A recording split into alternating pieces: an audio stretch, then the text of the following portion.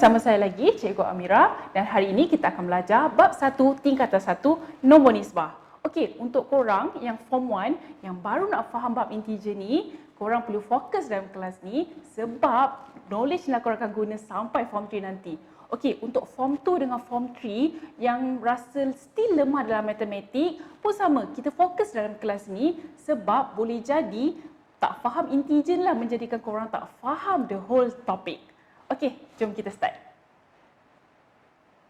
Okey, now first kali kita akan faham dulu apa itu integer. Okey, so you all yang baru transform macam darjah 6 ke tingkatan 1, so it's a new term lah untuk korang faham apa itu integer. Okey, it's no big deal lah. Okey, so integer ni macam nombor. Okey, this is nombor. Contoh macam 5, 6, 100, 1000. Okey, this is integer. Okey, so kalau cikgu cakap 3.5, okey, kita ada perpuluhan. So kita akan panggil benda tu perpuluhan, nombor perpuluhan. 3.5 yang ada point lah, 2.7, 5.6, okey, is a perpuluhan. Okey, and then kita kenal juga ialah 7/10 sama dengan pecahan. Okey, so ni you all tahulah very basic thing. Benda-benda macam ni bila kita panggil pecahan, bila kita panggil perpuluhan dan bila kita panggil integer. Okey, now kita nak masuk. Bila kita dah masuk integer ni, kita akan berkenalan dengan ada nombor positif dan ada nombor negatif. Okey, so ada yang cakap keliru kan cikgu, selama ni kita tahu ada nombor je, tak sangka pula ada nombor ada positif dengan negatif kan. Okey, so now cikgu nak explain apa itu nombor positif. Okey, so bila kita cakap pasal nombor positif, okey, nombor positif adalah lebih besar daripada kosong. Okey, nombor apa-apa nombor yang lebih besar daripada kosong. Okey, contoh, okey, lebih besar daripada kosong. So kita akan like 1, 2, 3, 100, 1000, okey, dan seterusnya lah. Okey, apa-apa nombor yang lebih besar daripada kosong. Okey, you all kena faham juga. Okey, ini nombor bulat, okey, integer, kita panggil integer. So selain daripada yang besar daripada kosong, it can be 0.35,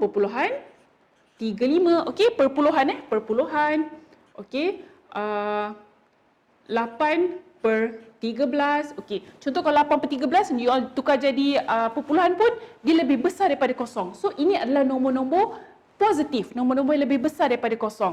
Okey, now kita nak kenal juga apa itu nombor negatif. Okey, then nombor negatif ni dia terbaliklah, opposite daripada nombor positif, iaitu lebih kecil daripada kosong. Okey, lebih kecil daripada kosong. So lebih kecil daripada kosong. Ini yang kita nak tahu tu, apa yang nombor lebih kecil daripada kosong. Okey, so ini kita akan letak sign negatif. Okey, nombor-nombor negatif kita akan letak sign negatif. Dia sama je. Dia sama macam nombor positif tapi kita kena letak sign negatif. Itu adalah maksudnya nombor yang lebih kecil daripada kosong. Okey, so negatif 1, negatif 2, negatif 4, negatif 100, okey? Okey, dan seterusnya lah, negatif 10,000, okey, dan seterusnya. Okey, so kena tahu nombor negatif ni kita wajib letak sign negatif. So baru kita tahu ialah nombor negatif. Okey, now bila cikgu cakap pasal integer, okey, so maksud it can be general lah. It can be negatif 2, negatif 1, kosong, positif 1, positif 2 dan seterusnya. Okey, is integer. Okey, so sama juga bila cikgu cakap pasal integer positif, so any number yang akan jadi yang nombornya positif. Okey, so positif 1, positif 2, positif 3 dan seterusnya. Okey, okay, and then bila cikgu cakap integer negatif, okey, so anything lah yang ada sign negatif. Negatif 2, negatif 1, okey, dan seterusnya. Okey, so ni general review lah untuk yang kita dah belajar dari tadi. Ini adalah contoh-contoh integer positif dan integer negatif. Okey, now sekarang kita nak represent kita punya nombor positif dengan nombor negatif dalam garis nombor. Okey, so garis nombor yang macam ni, okay, kita panggil secara mengufuk. Okey, so secara mengufuk atau melintang lah. Okey, so now kosong mesti berada di tengah.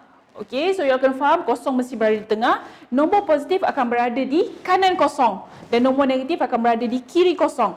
Okey, so semua nombor-nombor positif, positif 1, positif 2, positif 3, positif 4 dan seterusnya. Okey, semuanya nombor positif dan di kiri kosong Okey, kita ada negatif 1, negatif 2, negatif 3, negatif 4 dan seterusnya.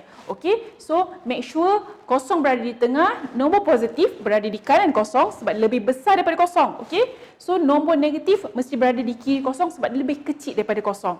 Okey, okey. Now, cikgu nak explain nilai yang akan menyusut dan akan bertambah daripada kita punya garis nombor ni. Okey, this is where kalau korang nak faham macam mana nilai dia bertambah atau menyusut, okey, better guna garis nombor. Okey, now ke kanan kosong, okey, semua nombor positif ni nilai akan bertambah. Okey, kita cakap pasal nilai bukan maksud bilangan, okey, kita cakap pasal nilai dulu. Dia punya value, value dia. Nilai dia akan bertambah, which is di kiri kosong, okey, nilai dia akan menyusut.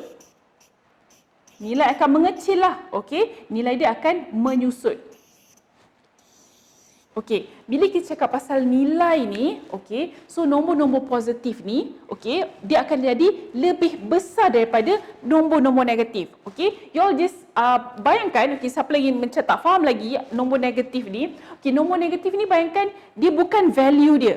Okey, dia bukan milik dia. Okey. Contohnya cikgu cakap pasal negatif 4. Okey. Negatif 4 ni bukan dia punya 4 ni bukan dia punya nombor. Negatif 4 maksudnya dia pinjam. Contoh ataupun dia berhutang. Okey. So dia berhutang 4. That's why kita akan letak tanda negatif. Okey, contoh. Bila cikgu compare nombor positif dengan negatif ni, okey, contoh cikgu ambil nilai yang sama dulu Negatif 4 dengan positif 4. Okey. Now, kalau cikgu tanya, mana lagi besar? Mana lagi besar? Okey, of course lah kita akan cakap positif 4. Positif 4 lebih besar daripada negatif 4. Okey. Sini cikgu guna tanda ni lebih besar. Lebih besar daripada negatif 4. Okey. Kenapa cikgu? Kan sama tu 4. Okey, so kena faham. Okey, sebab ini adalah nilai positif, ini adalah nilai negatif. Okey, bila dia pinjam, maksudnya bukan milik dia, maksudnya dia kecil lah. Nilai dia akan semakin menyusut. Okey, positif 4 ni, nilai dia makin bertambah. That's why positif 4 lebih besar daripada negatif 4. Okey, so another one. Okey, another one, contoh cikgu ambil. Okey, different number. Okey, negatif 2 dengan positif 1. Okey, mana lagi kecil nilai dia?